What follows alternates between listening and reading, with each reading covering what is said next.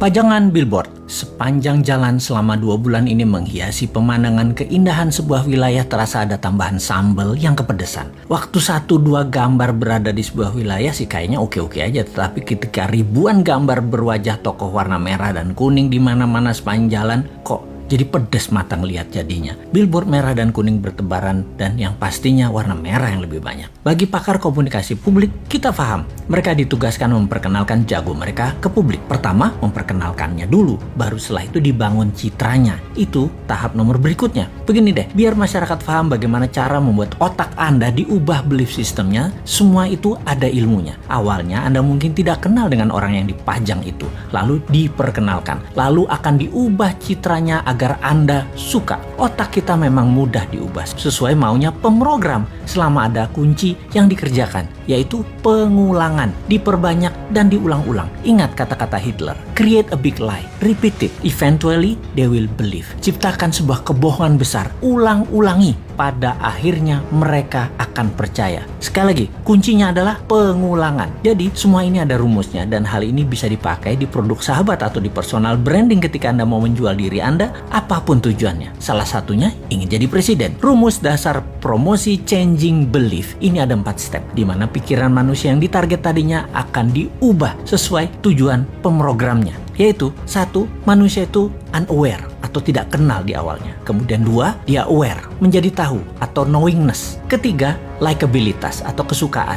Keempat, trust atau percaya. Catatan penting, trust adalah kunci pemilih akan mencoblos dan inilah hasil akhir yang ditarget. Kembali ke cara jualan, billboard bisa sekali membuat level 1 ke level 2 dan itu mudah, no issue. Seninya adalah dari nomor 2 ke nomor 3. Membuat orang tahu tadi menjadi suka. Ini nggak gampang karena perlu pengulangan. Suka itu masalah image, citra diri, dan di sini tim kampanye akan membuat sebuah program berikutnya. Setelah suka, bukan berarti langsung dipilih, namun ketika trust didapat atau kepercayaan didapat, barulah orang memilihnya. Sekali lagi, inilah yang jadi hasil akhir di mana otak Anda yang ditarget itu harus percaya. Dapat kita lihat sekarang, semua yang memajang dirinya agar menjadi terkenal atau knowingness-nya tinggi, bisakah dibarengi dengan tingginya nilai kesukaan? Bagaimana caranya? Kita lihat cara kerja tim kampanye yang akan memframing masyarakat. Rasanya sulit kalau hanya pakai narasi, harus pakai karya. Kalau prestasi dengan award atau penghargaan itu sudah kuno, dapat gelar ini itu juga itu cara lama. Sulit menaikkan kesukaan dengan cara-cara seperti itu sekarang. Anak generasi IG dan generasi TikTok nggak bisa dengan cara itu. Beda mereka itu. Tapi bener deh, saya menduga dulu alias beberapa tahun yang lalu bahwa di tahun 2024 nanti orang yang menang di dunia digital atau di dunia maya peluangnya besar untuk dikenal dan disukai. Namun fakta menarik, karena ekonomi tidak tumbuh seperti janji kampanye, maka dunia maya hanya bisa mencapai 80% populasi urban atau orang-orang kota dan hanya mencapai 36% di pedesaan atau daerah rural. Alias kalau di total 55% manusia Indonesia ternyata belum terjamah informasi melalui internet dan sosial media. Dalam 5 tahun ke depan dari tahun 2019 ke tahun 2024, kalau ekonomi maju seperti target pejabat negara, maka perkotaan bisa mencapai 100% manusianya terjangkau internet dan 70% daerah rural, area pedesaan dan pelosok bisa mencapai 7%. Tapi hal ini tidak terjadi. Faktanya tidak tercapai. Maka spanduk, baliho, billboard masih jadi pilihan untuk membuat nomor 1 dan 2 dalam strategi pengenalan calon. Tapi 3 tahun itu masih lama. Bahkan orang yang disukai pada saat ini dalam 3 tahun lagi bisa jadi tidak disukai